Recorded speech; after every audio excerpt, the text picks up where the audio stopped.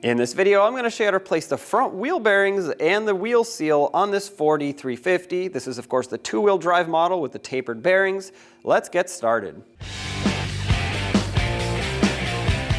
If your wheel has a hubcap, remove it with a pry bar on the edge here. Just be sure not to pry too far on the edge. You want to push it in a little bit, otherwise it could break. Set that aside. Use a 22mm socket to remove all 8 lug nuts and then pull the wheel off.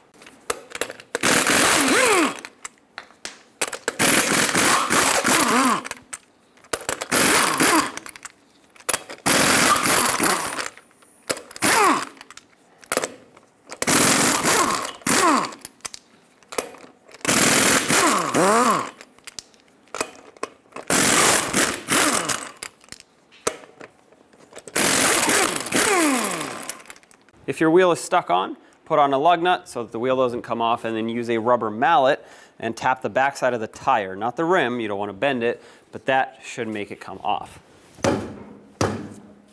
There we go. Broke free. Take off that lug nut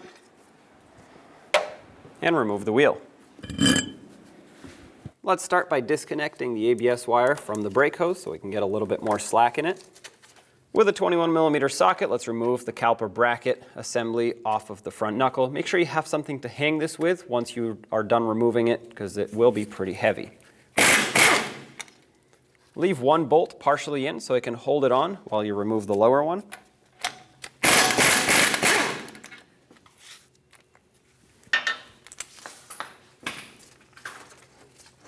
Finish removing the top. And take this off. Sometimes these get quite stuck on here, so you might need a pry bar to pry it off the rotor. There we go. Hang it to the side. Let's remove this cap covering our spindle nut and the bearings. Take a pry bar and a hammer, tap it off.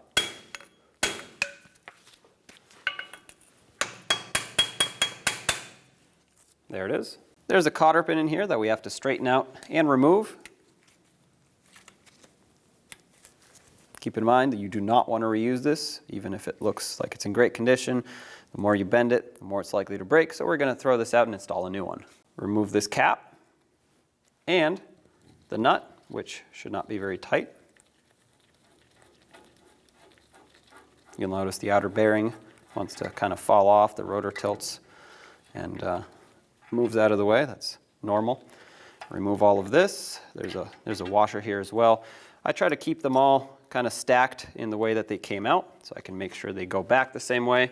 If you take the rotor and move it, that'll push your bearing out. Make sure this doesn't fall off yet. At this point, you can take your rotor, slide it off. Make sure you have a good grip on it because it is heavy. I'm going to wipe all of this grease off. As you wipe this down, you want to inspect it to make sure it's not damaged, whether it's scratched, dented, bent, whatever it is. You never know. You want to make sure it's inspected. And this one looks very good, so we're going to leave it like this. We'll come back to add some grease once we put everything back together. Use a pry bar or a chisel, whatever you have, and a hammer, and remove this seal off of the back of the rotor.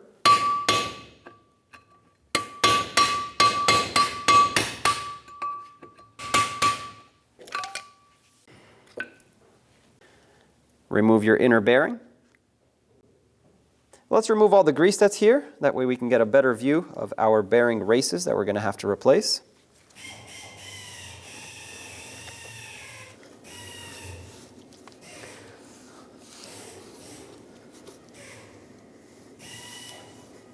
To remove the inner race, this right here, we're going to have to put the rotor on its back with the hub side facing up. Take a punch and a hammer and punch it straight out that way. Go back and forth.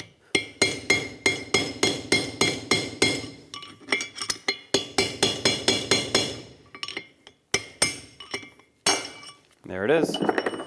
Lift up the rotor. Take that race out. There it is. Now flip the rotor back around and clean up the area where the race for the bearing goes in so we can install the new one without any debris in our way. just like that. Take the race and make sure you hammer it in the correct way. It has to be tapered out towards the back of the rotor. You can start it in.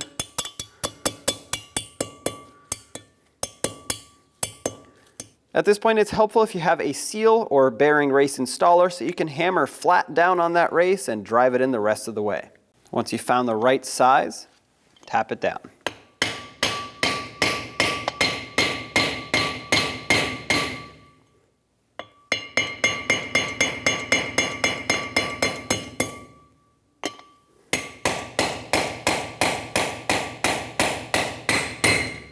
Once you hear that audible difference, that means it's completely bottomed out.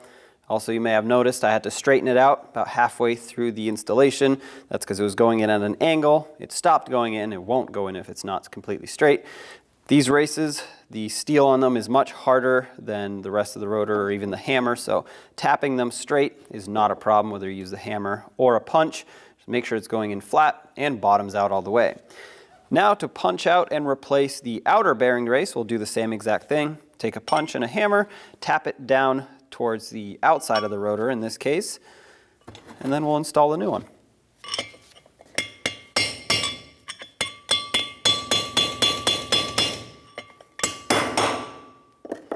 I've hit my workbench at this point, so I'll have to lift this up a little bit. Finish it off like that. There it is. Wipe the area. Make sure there's no debris. Make sure the rotor itself isn't scored or gouged. Take your race and your installer, tap it in.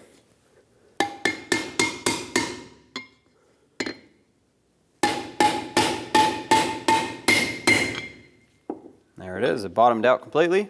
Now we have the inner bearing that we're going to have to pack with grease. If you have a wheel bearing packer, use that, drop it in, squish it, that'll get the grease all throughout it. If you don't, you're going to want to take a bunch of grease in your hand, try to put it inside of the race, or in between the race and the bearings. Now this is not the end of our packing here, I just want to start it. And then you're going to have to take a whole lot more grease in your hand and roll the bearing into it, kind of on its side and on the front. You want to squish the grease into those tapered bearings, basically packing the grease into the bearings. Otherwise, it'll run dry. And that is exactly how you can ruin a brand new bearing. I'm going to make sure it has plenty of grease in there. Once it starts coming out the other side, that's how you know it's fully packed. And if you use a bearing packer, that's exactly what it'll do. It'll squish into one side, come out the other, and that's how you know.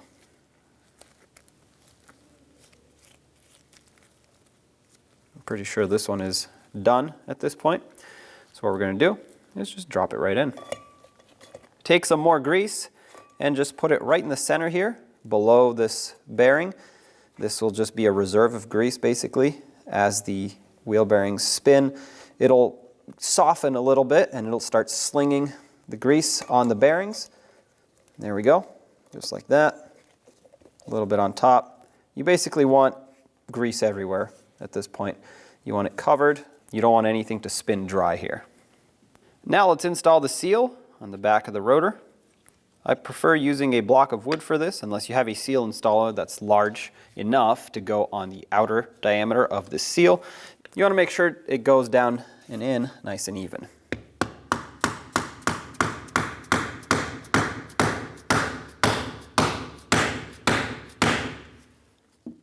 Looks pretty good to me right there. Give it a couple extra taps. Double check it all along the perimeter. Make sure it's seated. Looks perfect. Before you put the rotor on, make sure you pack the outer bearing as well, the same way we pack the inner bearing. That way everything is ready to go, and set it aside somewhere where you can easily reach it, because once we put that rotor on, you're going to have to put the bearing on so you can clamp it on with the nut. Otherwise it won't stay on. Make sure there's grease all throughout the bearings.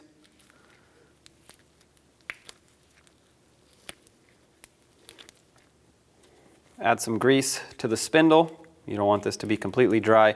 add a thin layer on the thicker part and add a little bit extra right here where it's narrower. This narrower part is going to sit basically right between the wheel bearings, so as it heats up, it will disperse and distribute onto the wheel bearings. And the reason you don't want to put a whole lot over here is because it'll actually get wiped off and pushed towards the seal when you put the rotor on with the bearing. So just focus on getting it all in this area. There we go. Bring the rotor in. Careful with that seal. Slide it over. Hold it on there. Take your outer bearing, slide it in. Seat it up against the rotor. Take the washer and the nut, tighten this up. At this point, we want to tighten up this mounting nut and squish those bearings to seat them. Of course, we're not going to leave it like that, but what you want to do is squish it, spin the rotor, squish it, spin the rotor. That seats the bearings fully on their races. Then we're going to back it off a little bit. Now you can either use an adjustable wrench, 27mm wrench, or 27mm socket. Tighten this up. Just make it snug. Give the rotor a few spins. You'll notice that the mounting nut should loosen up just a little bit at this point, so you'll be able to tighten it further. As you tighten it more, the rotor will become more difficult to spin. That's normal. That's what you want to do.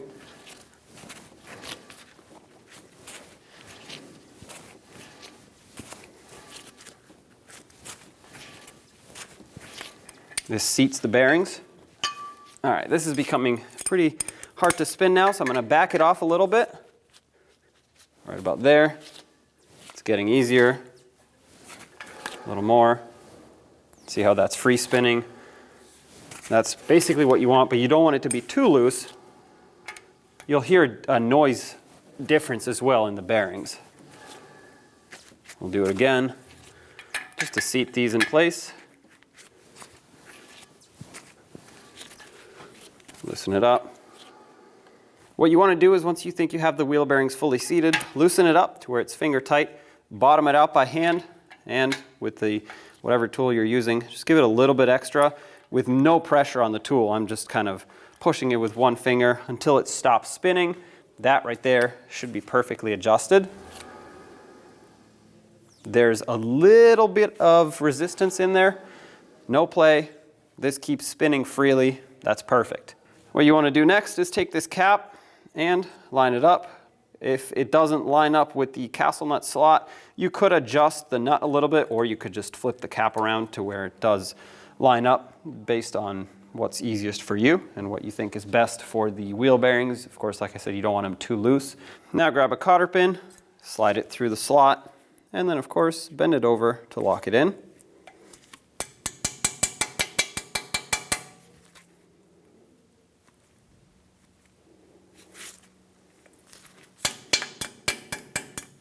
Take the cap and tap it in. I recommend a rubber mallet so that it doesn't get damaged on the outside. Now let's take the caliper and bracket assembly with the pads, slide them over the rotor, have one bolt ready to start it in so that you can let go. Once that's in, start in the lower one.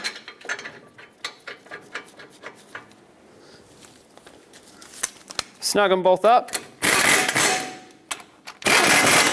The torque for these is 195 foot-pounds.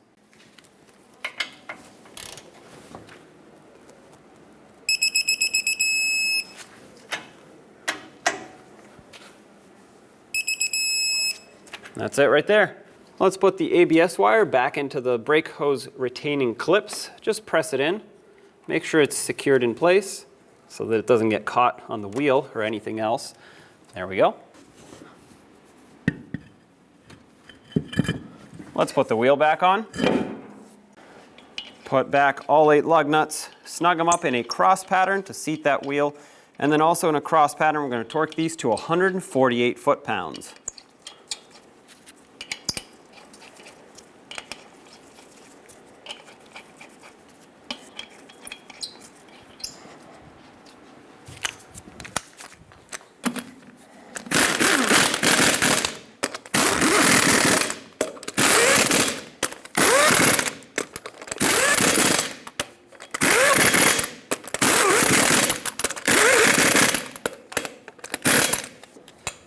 148 foot-pounds in a cross pattern. Here we go.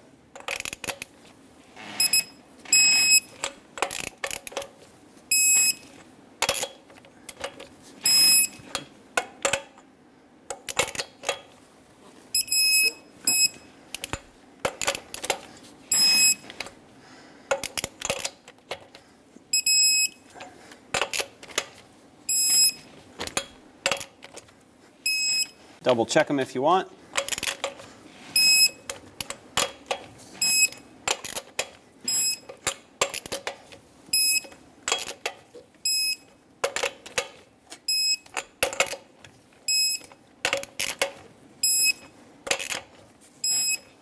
There you have it. Now install the hubcaps if your vehicle had some. And when you do this, you want to make sure that you line up this cutout here with the valve stem.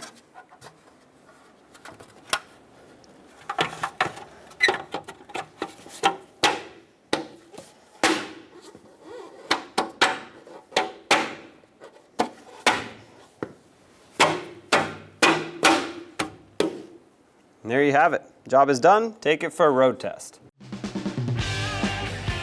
When only the best will do, demand TRQ.